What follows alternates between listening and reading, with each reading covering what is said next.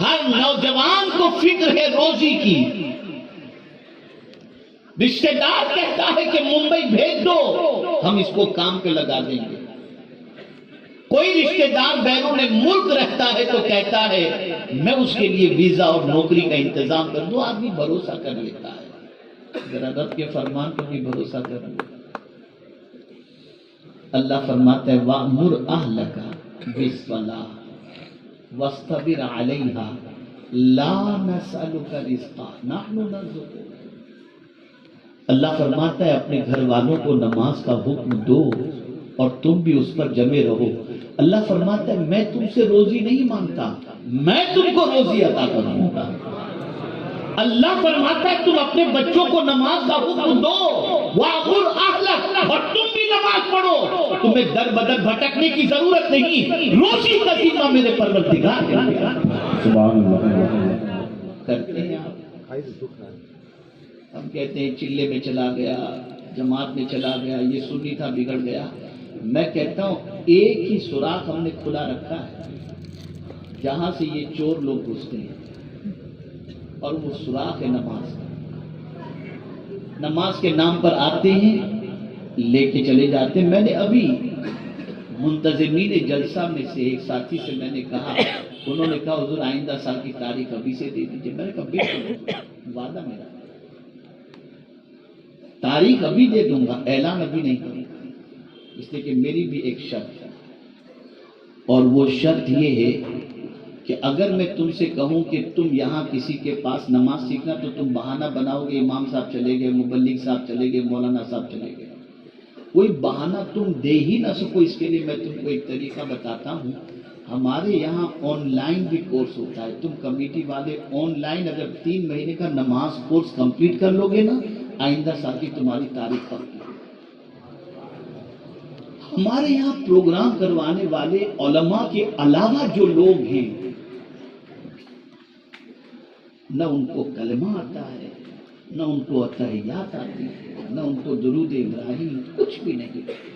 آپ اللہ اس کے رسول کا ذکر کراتے ہو اور آپ سے پوچھا جائے کیوں جلسہ کرا رہے ہو، مولانا ہمارے یہاں بہت بگاڑا ہو گیا ہے، تو آپ سدھرنا نہیں چاہتے؟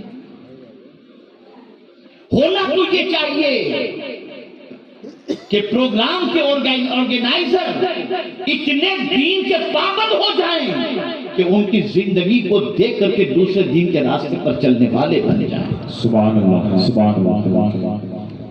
آپ بہت اچھے ہیں کہ گانوں کی محفلوں کی بجائے ذکر رسول کی محفل سجاتے ہیں، لیکن اپنی کمیاں دور کرو، اپنی خامی دور کرو۔ آپ لاکھوں روپیہ خرچ کرتے ہو اللہ اور اس کے رسول کی محبت میں، لیکن قیامت میں نہیں پوچھا جائے گا کہ جلسہ کیا تھا کہ یہ یا نہیں، یہ پوچھا جائے گا نماز پڑھا تھا کہ نہیں۔ اس کی فکر کرو۔ آج آپ آئے ہو بہت اچھی بات ہے، اچھی تعداد میں آئے ہو اور خوشی کی بات ہے، دل جمعی سے سن رہے ہو اور خوشی کی بات ہے، لیکن اگر آج یہاں سے جانے کے بعد آپ نے اپنے اندر کوئی تبدیلی پیدا نہیں کی تو آئے کیوں تھے؟ آپ کیوں آئے تھے؟ کچھ لوگ شرماتے ہیں، ارے میں نماز پڑھوں گا تو میرا دوست کیا بولے گا، یہ کب سے سدھر گیا؟ اس کی دوستی آپ کو قبر میں کام نہیں آئے گی، قبر میں کام، نماز کام آئے گی۔ قبر میں اگر اندھیرا ہے تو اس اندھیرے کے اندر دوست اجالا بن کر نہیں آئے گا۔ حضور فرماتے ہیں کہ قبر کی روشنی نماز ہے، نماز قبر کے اندر روشنی دے گی۔ تو آج سے کوئی باپ بے نمازی نہ رہے، اور اسی کے ساتھ ساتھ جب بھی نماز پڑھنے کے لیے جاؤ ہر مسجد میں نہ گھس جاؤ، یہ دیکھو غلام رسول تو ہے نا امام، سبحان اللہ، سبحان اللہ، اپنی صحیح العقیدہ تو ہے نا امام۔ اس لیے کہ میں یہاں ایک چیز بتا دوں، اگر کسی بد عقیدے کے پیچھے تو آپ اس کے کہنے پر رکوع میں جا رہے ہو، وہ سمیع اللہ لمن حمیدہ کہے تو آپ کھڑے ہو جاتے ہو، وہ السلام علیکم ورحمۃ اللہ کہے تو آپ سلام پھیر دیتے ہو۔ تو اتنی ساری بات مان رہے ہو تو گویا اس کا اگر گستاخی سے بھرا ہوا عقیدہ ہے تو بد عقیدے کے پیچھے آپ نے نماز پڑھ لی تو اس کے عقیدے کو گویا آپ نے تسلیم کر لیا۔ جو لوگ یہ کہتے ہیں ارے مولانا کیا یہ سب چیزیں دیکھنا، ارے آپ نیت کرتے ہو پیچھے اس امام کے، تو سنی صحیح العقیدہ ایسے سنی نوجوانوں اپنی مسجد کو بھر دو، اس طرح سے نمازی بن جاؤ کہ دنیا کہنے پر مجبور ہو جائے کہ سنی کبھی مصطفیٰ جان رحمت کا غلام، کبھی بے نمازی نہیں ہو سکتا۔ جیسا صحابہ کے زمانے میں، رسول اعظم کے زمانے میں اگر کوئی نماز نہ پڑھتا تو لوگ سمجھتے تھے یہ کافر تو نہیں ہے، اس لیے کہ ایک بھی صحابی کبھی بے نمازی نہیں۔ پہچان بناؤ تو اپنے بیٹے کو پہلی چیز کا حکم دو نماز کا، اقیم الصلاۃ۔ دوسرا حکم وَأَمُرْ بِالْعُرْفِ وَأَمُرْ بِالْمَعْرُوفِ او کما قال، اچھی باتوں کا حکم دو۔ حضرت لقمان نے اپنے بیٹے سے کہا بیٹے اچھی بات کا حکم، نماز قائم کر اور اچھی بات کا حکم دے۔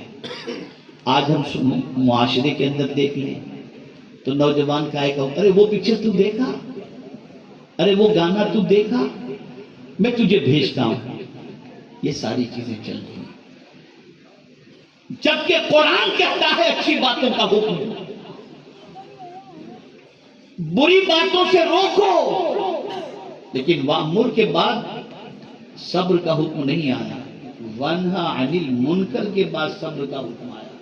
اس لیے کہ اچھی بات کہیں گے تو دنیا محبت کرے گی، لیکن جہاں آپ نے گناہ سے روکا تو دنیا آپ کی دشمن بن جائے گی۔ یہ شراب سے روک رہا ہے، یہ زنا سے روک رہا ہے، یہ عیاشی سے روک رہا ہے، یہ جھوٹ سے روک رہا ہے، یہ خیانت سے روک رہا ہے، فوراً آپ کی دنیا دشمن بن جائے گی۔ جیسا کہ بڑی معذرت کے ساتھ سب ایسے نہیں ہوتے، لیکن بعض مسجدوں کے ٹرسٹی ایسے ہوتے ہیں کہ امام صاحب کوئی بات کر دیں تو بس نکالو مولانا صاحب کو، پتہ نہیں کہاں سے انہوں نے یہ بات کہہ دی، انہوں نے ہم پر کہہ دیا۔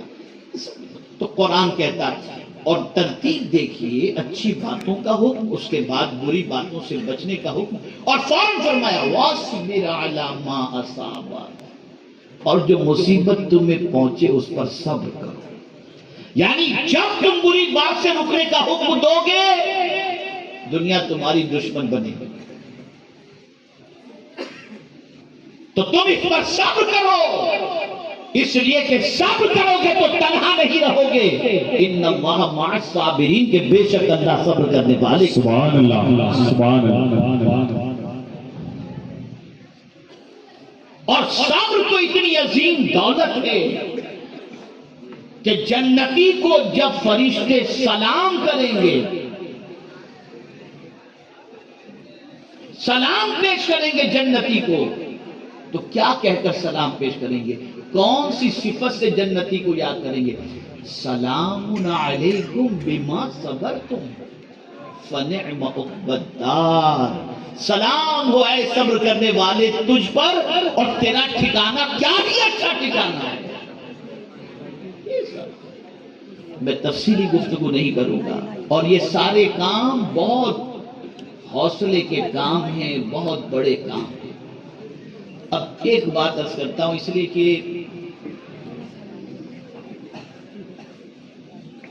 کیا ہوا تو جائیے، اس کے لیے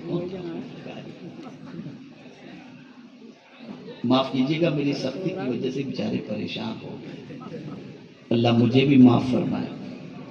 اور میں صرف اس کے لیے وہ کرتا ہوں کہ آپ گناہوں میں شریک نہ ہوں، کہ اللہ اور اس کے رسول کی بات کو نظر انداز کرنے کا گناہ نہ ہو۔ اور حالانکہ آج مجھے پہنچنا وعدہ کر چکا تھا، لیکن طبیعت ایسی نہیں تھی، چونکہ 600 کلومیٹر کا کم و بیش سفر کر کے کل میں ممبئی پہنچا ہوں بائی روڈ، تو تھکان اور طبیعت ایسی تھی کہ پہنچنے کے امکانات بہت کم تھے، لیکن پھر ہمارے صادق رضوی صاحب نے پھر پریشر ڈالا کہ آپ کو پہنچنا ہی، میں حاضر ہو گیا۔ ایک بات، دو باتیں تو آپ نے یاد رکھی ہوں گی انشاءاللہ۔ پہلی بات، کسی کو نہیں معلوم کہ موت کب آئے گی، اس لیے ہمیشہ عبادت کی کوشش کرو۔ دوسری چیز، نماز چھوٹنے پر اس لیے افسوس کرو، کیا میں اتنا گیا گزرا ہوں کہ اللہ اپنے سامنے مجھے کھڑے رہنے کی توفیق بھی نہیں دے؟ میں اتنا گیا گزرا ہوں، یہ خیال ہے۔ اور تیسری بات، بہت سارے لوگ اچھے کپڑے پہن کر پکڑتے ہیں اور بازار میں چلتے ہیں، اچھے کپڑے پہن کر، شادی کا موسم ہے، اکڑ کے چلتے ہیں۔ جملہ یاد رکھیے گا، بہت قیمتی کپڑے پہن کر اکڑ کے چلتے ہیں، لیکن انہیں نہیں معلوم کہ اسی بازار میں ان کا کفن بھی بک رہا ہے۔ اسی بازار تو نہ اکڑو، خدا کی بندگی کے سامنے بندگی کرنے کے لیے اپنے آپ کو تیار کرو۔ اس کی بندگی کرنے میں اکڑو نہیں کہ میرے پاس تو سب کچھ ہے، میں کیوں نماز پڑھوں؟ جس کے پاس کچھ نہ ہو وہ نماز پڑھے۔ یہ سب تکبر چھوڑو اور ان ساری چیزوں سے باز آ جاؤ۔ اور ایک اور چیز میں آپ کو بتاؤں، اور وہ یہ ہے کہ جو لوگ رات کے اندھیرے میں گناہ کرتے ہیں وہ اللہ سے ڈرے۔ اگر اسی حالت میں موت واقع ہو گئی تو اللہ کو کیا منہ دکھاؤ؟ اور یہ تصور کہ کوئی نہیں دیکھ رہا، یہ سوچو اللہ صرف تمہیں نہیں دیکھ رہا، تمہارے دل کی نیتوں کو بھی دیکھ رہا ہے، اور کہیں بھی چھپ کر اس سے گناہ نہیں کر سکتے۔ ان اللہ لا یخفی علیہ شیء فی الارض ولا فی السماء۔ جو کچھ زمین کے اندر ہے، چیز کے بارے میں اللہ نے فرمایا ان اللہ لا یخفی علیہ شیء، کوئی چیز بھی جو زمین و آسمان کے درمیان ہے یا زمین و آسمان میں ہے، اللہ سے چھپی چیز۔ یہ چیز کس کو کہتے ہیں؟ یہ چیز کس کو کہتے ہیں؟ جو ذرہ ہے نا، جو عدم سے وجود میں آ گیا، وہ چیز ہے۔ جو نہ تھا اور وجود میں آ گیا، چاہے وہ ذرہ ہو یا چاہے ہلکا سا چھوٹا سا پتھر ہو یا کوئی بھی چیز ہو، وہ وجود میں۔ اور یہ ہر چیز کرتی کیا ہے؟ وَإِن مِّن شَيْءٍ إِلَّا يُسَبِّحُ بِحَمْدِهِ، ہر چیز اللہ کی تسبیح کرتی اور اللہ کی حمد کرتی۔ اور یہ چیز وجود میں کیسے آئی؟ تو قرآن کہتا ہے اذا اراد شیئا ان یقول له کن فیکون، جب اللہ کسی چیز کو پیدا کرنے کا ارادہ کرتا ہے تو فرماتا ہے ہو جا، وہ چیز وجود میں آتی۔ تو اے رسول اعظم صلی اللہ علیہ وسلم کے دیوانوں، آج سے ہر باپ، اور اگر کوئی باپ یہ سمجھے یہ نہیں پڑھتا میں کیا کروں، آپ نے حکم دیا، اور اگر آپ نے حکم اور اس کے پیچھے آپ نے کوشش نہیں کی تو آپ یہ سمجھ لیجئے گا، حضور صلی اللہ علیہ وسلم کی حدیث ہے کلکم راعین وکلکم مسئول عن رعیتہ، ہر آدمی کو اپنے ماتحت والے کے بارے میں جواب دینا پڑے گا، اس سے پوچھا جائے گا۔ اس لیے خود بھی نماز پڑھو، بچوں کو بھی نماز کا پابند بناؤ، اور نماز چھوٹنے پر ڈرو اور افسوس کرو کہ یا اللہ میں اتنا گنہگار ہوں کہ تو نے اپنے گھر میں اور اپنے سامنے کھڑے ہونے کی توفیق بھی مجھ سے چھین لی۔ یہ ذہن کے اندر رکھو، دل و دماغ کے اندر رکھو، نماز کی پابندی کرو، اور نماز کا بچوں کو بھی حکم دو، بیوی کو بھی حکم دو۔ بلکہ ایک حدیث سنا کر میں اپنی گفتگو کو ختم کرتا ہوں کہ رحمت عالم صلی اللہ علیہ وسلم نے ارشاد فرمایا، تین قسم کے لوگوں کو دعا کی حضور صلی اللہ علیہ وسلم نے، اے اللہ تین قسم کے لوگوں کے گھروں کو تو ہرا بھرا رکھنا، ان میں سے ایک کون ہے؟ تو سرکار فرماتے ہیں جو بیوی اپنے شوہر کو نماز کے لیے اٹھائے اور جو شوہر اپنی بیوی کو نماز کے لیے اٹھائے، حضور فرماتے ہیں اللہ اس کے گھر کو ہرا بھرا رکھنا۔ آج نہ بیوی کو نماز کی فکر رہی، نہ شوہر کو نماز کی فکر رہی۔ یہ ساری چیزیں چھوڑو اور جو یہ جلسوں میں آپ آتے ہو، پروگراموں میں آتے ہو، ادب کے ساتھ آؤ. جتنا ادب کرو گے اتنا فیض زیادہ ملے گا. آپ میں سے بہت سارے بیچارے ایسے ہیں جو ذوق و شوق میں آ جاتے ہیں، دیکھنے سننے کے لیے آ جاتے ہیں. تھوڑی سی اپنی اصلاح اگر کر لیں اور توجہ سے سننے کے لیے آ جائیں تو کبھی قسمت اتنی بیدار ہو جاتی ہے کہ پتہ نہیں کیا کیا نظر آ جاتا ہے.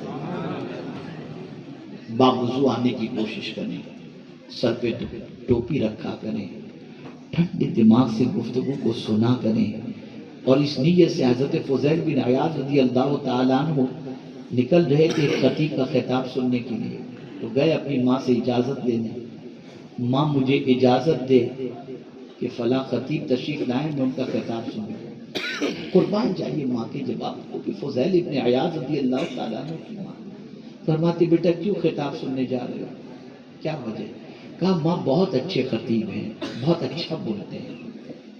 ماں نے فرمایا جاؤ بیٹی اجازت دیتی ہوں، لیکن ایک شرط ہے، ایک نیت کرو. کہا ماں کیا نیت کروں؟ یہ نیت کرو کہ جو کچھ اللہ اور اس کے رسول کے فرمان وہ سنائیں گے میں انشاءاللہ اس پر عمل کروں. اور اگر تم نے عمل کی نیت نہیں کی اور صرف سننے کی غرض سے گئے تو پہلے تو نہیں جانتے تھے اور گناہ کرتے تھے، جان کر گناہ کرنے کا عذاب ڈبل تمہارے اوپر. کیا ہم اس نیت سے آتے ہیں؟ گاؤں کا جلسہ ہے، چلو سب ملیں گے، چلو چلو دیکھیں کیا ہوتا ہے، چلو. بس نیت درست کرو. حالات آپ کے سامنے ہیں، سچویشن آپ سے چھپی بھی نہیں ہے. کب سدھریں گے؟ کب اپنے آپ کو بدلیں گے؟ کب اپنے آپ کو چینج کریں گے؟ ہمارے بہت سارے ساتھی کہتے ہیں ارے سب ایسے ہی، اب کیا کریں، کون سدھر کے کیا فائدہ. نہیں، جواب آپ کو دینا ہے آپ کے بارے میں، کوئی اور آپ کی قبر میں نہیں آئے گا. تو چینج کرو. اور میں امید کرتا ہوں کہ انشاءاللہ العظیم جو کچھ مختصر کلمات خیر میں نے آپ کی سماعتوں کے حوالے کیے اس پر انشاءاللہ آپ بھی عمل کی کوشش کریں گے. اللہ مجھے بھی عمل کی توفیق عطا فرمائے. اور ایک گزارش ہمارے بیٹھے ہوئے یہاں علماء ذوی احترام سے خوب کام کر رہے ہیں، ان کی بساط پر یہ خوب کام کر رہے ہیں، لیکن آپ تمام حضرات کی خدمت میں میری گزارش ہے کہ اب جو سچویشن ہے وہ یہ ہے کہ ہماری قوم کے بچوں کو پہلا کلمہ بھی یاد نہیں. گلی گلی کوچے کوچے میں مکاتب قائم کیے جائیں اور ان مکاتب کے اندر محلے کے بچوں کو بلایا جائے، ان کی تعلیم کا انتظام کیا جائے. اور کمیٹی والے اور محلے والوں سے گزارش ہے کہ آپ اگر جلسہ نہیں کرتے نہ کرو، لیکن یہ مکتب قائم کر کے مدرس کو اچھی تنخواہ دو، اس لیے کہ ہماری تقریر میں آ کر کے اگر کوئی کچھ کلمہ یاد نہیں کرتا لیکن ان کے پاس پڑھنے جانے کے عوض کے اندر ان کا قرآن بھی درست ہو جاتا ہے تو اس کا جتنا ثواب ہے اس کا اتنا نہیں ہے جتنا ہمارا. گلی گلی میں مکتب قائم، آپ کے علاقے کا کوئی بچہ جاہل رہنے نہ پائے، سب کو قرآن سکھاؤ، اس کا اہتمام کرو، بھرپور اہتمام کرو. میں ایسے ایسے دیہاتوں کے بارے میں جانتا ہوں، ہمارے سید صاحب قبلہ واقف ہیں اس سے، اور ہمارے نعت خواں ماشاءاللہ قاری شریف ماشاءاللہ، اللہ تعالیٰ ان کی آواز میں مزید درد و سوز پیدا فرمائے. بڑے مخلص، بڑے سیٹے، الحمدللہ جہاں کہیں بھی یہ جاتے ہیں ان سے نعت سننے کو جی بھی چاہتا ہے، اور نعت پڑھنے کے اندر ان کے درد و سوز بھی موجود ہے. سارے نعت خواں اچھے ہیں لیکن کسی کی آواز میں اللہ نے درد و سوز اور بے عملی ہم نے نہیں دیکھی ان کی زندگی میں. یہ ہم نے دیکھا ہے الحمدللہ. سب اچھے ہیں لیکن کچھ اور اچھے ہوتے ہیں، تو میں نے جو ان کو دیکھا ہے اس کے اعتبار سے عرض کر رہا ہوں. تو یہ جہاں کے ہیں، سید صاحب جانتے پالی، یہ شریف صاحب بھی پالی کے ہیں، سید صاحب پالی زیادہ نہ جانا ان کا ہوتا ہے. پالی میں ایسے دیہات جہاں پر 20 گھر مسلمانوں کے، 40 گھر مسلمانوں کے، جہاں نہ مسجد نہ مدرسہ. آج وہاں پر الحمدللہ رب العالمین تقریباً 100 کے قریب دیہات میں مکتب قائم کیے گئے ہیں. جب وہاں گئے تھے تو استقبال کرنے کا طریقہ الگ تھا اور کوئی کلمہ پڑھنے والا صحیح طور پر نہیں تھا. آج ایک ایک مکتب میں 50 50 60 60 70 70 80 80 بچے قرآن پڑھتے ہوئے دکھائی دیتے ہیں. سبحان اللہ. قائم کرو، آپ کی ذمہ داری اپنی نسلوں کو دین سکھاؤ، ورنہ وہ غیر اسلامی طریقے پر عمل کر کے ایمان سے نکل جائیں گے. بہت محنت کرنی ہے، بہت مشقت کرنی ہے. ایک اور بات یاد آ گئی تو عرض کر دوں اگر اجازت ہو تو آپ لوگ. بنگال کے ایک علاقے میں تقریر کرنے کے لیے گیا. ایک مفتی صاحب بڑے باعمل اور بڑے مخلص آدمی، انہوں نے بہت ضد کی کہ آپ کو چلنا پڑے گا. گاؤں ایسا تھا کہ لائٹ وغیرہ کچھ بھی نہیں تھا. بہت پہلے کی بات بتا رہا ہوں، کم و بیش 15 سال ہو گئے. وہاں پہنچا تو گاؤں میں انٹر ہوا تو ایک عمارت کھڑی تھی. انہوں نے بتایا حضرت یہ عمارت ذرا دیکھ لیجیے آپ. میں نے دیکھا، وہاں کے اعتبار سے اچھی تھی، چند منزلہ تھی. میں نے دیکھی. قیام گاہ پر پہنچے، بیٹھے، بات چیت ہوئی تو انہوں نے کہا حضرت آپ نے عمارت دیکھی؟ میں نے کہا دیکھا. بولے حضرت یہ جو آج جلسہ ہو رہا ہے نا، اس کمیٹی کے اندر تقریباً 200 کے قریب بچے ہیں. میں نے کہا اچھا.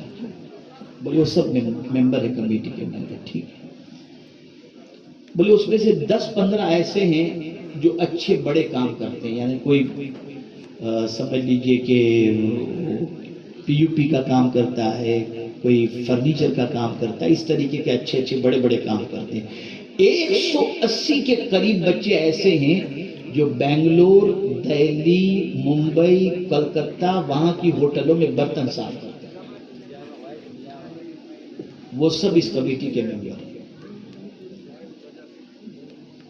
میں نے کہا اچھا. بولے ہاں. لیکن بولے حضرت یہ عمارت جو آپ دیکھ رہے ہیں نا، وہی برتن صاف کرنے والے بچوں نے بنوائی. میں نے کہا کاہے کے لیے بنوائی؟ کہا اسکول بنانے کے لیے. میں نے کہا اسکول اور یہ بچے؟ تو بولے ہاں. ان کی سوچ یہ تھی کہ اپنے جب ہوٹل کے اندر برتن صاف کرتے ہیں تو بڑے باپ کے بیٹے آتے ہیں کھانے کے لیے، انگلش میں پھڑ پھڑ بولتے رہتے ہیں، تعلیم یافتہ ہوتے ہیں. اگر ہم نے کچھ اپنے بچوں کے لیے نہیں کیا تو ہمارے بچے بھی برتن صاف کرتے رہیں گے. ہمیں اپنے بچوں کو تعلیم دینا چاہیے.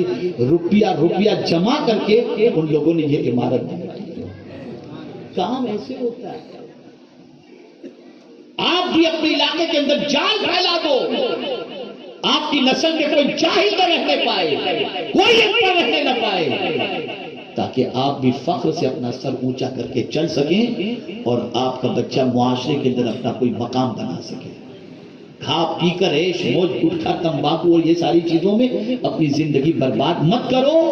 زندگی بڑی تیزی سے گزر رہی ہے، پتہ نہیں چلتا کیسے سال کا سال گزر جاتا ہے، دن کے دن گزر جاتے ہیں، پتہ نہیں چلتا. چینج کرو اپنی سوچ کو، اپنی فکر کو بدلو. بڑوں سے گزارش ہے کہ شفقت فرمائیں، بچوں سے گزارش ہے پیسوں کو جمع کرو، قوم کی تعمیر کا کام کرو، علم کے فروغ کے سلسلے میں جد و جہد کرو. اور الحمدللہ ہمارے جتنے علماء یہاں تشریف فرمائیں سب یہ درد رکھتے ہیں کہ آپ تک علم پہنچے اور آپ قرآن پڑھنا سیکھیں، نماز سیکھیں، تراویح سیکھیں، عبادت سیکھیں، اللہ اور اس کے رسول کی محبت سیکھیں، عقیدہ سیکھیں. یہ ساری چیزیں سیکھیں اور سیکھ کر کے اپنی زندگی کو اللہ عز و جل اور اس کے رسول کے بتائے ہوئے ارشادات پر گزارنے کی کوشش کریں. کیا میں امید کر سکتا ہوں کہ انشاءاللہ میرے پیغام کو آپ دل میں بٹھائیں گے اور عمل کریں گے انشاءاللہ؟ اللہ سب پر کرم کی نظر فرمائے. کام وہ لے لیجیے تم کو جو راضی کرے. کام وہ لے لیجیے. اعلیٰ حضرت نے بات کرنے کا نہیں کہا کہ بات میں کروں کہ حضور آپ راضی ہو جائیں. اعلیٰ حضرت کہتے کام وہ لے لیجیے تم کو جو راضی کرے. پتہ چلا یہاں کام کرنے کے لیے، بات کرنے کے لیے نہیں. اور کام کریں تو سیٹ پر نظر نہیں، مدینے کے تاجدار پر نظر ہو کہ بس حضور راضی ہو جائے. تو کام وہ لے لیجیے تم کو جو راضی کرے. ٹھیک ہو نام رضا تم پہ کروڑوں درود. وما علینا الا البلاغ المبین. السلام علیکم ورحمۃ اللہ وبرکاتہ. ایک اعلان، جس نے بھی عشاء کی نماز نہیں پڑھی اس سے گزارش ہے گھر جانے کے بعد پہلے عشاء کی نماز پڑھے، اور اگر پڑھنے کا دل نہ ہو تو آپ یہ سمجھیے گا کہ اللہ کے نزدیک آپ اس لائق ہیں ہی نہیں کہ اللہ آپ کو کھڑا کر سکے، اور پڑھنے کی توفیق مل جائے اور نماز پڑھ لیں تو آپ یہ سوچیے گا مولا تیرا کرم ہے کہ تو نے مجھے نماز کی توفیق اور اپنی بارگاہ میں کھڑے ہونے کا موقع عطا کر دیا۔ ایک سجدہ شکر اور کر لیں تاکہ مولا بھی راضی ہو جائے۔ اللہ تعالیٰ آپ تو مجھے سب کو توفیق عطا فرمائے۔ ایسے ہی فجر کی نماز بھی وقت پر پڑھ لیجیے گا انشاءاللہ۔ جو حضرات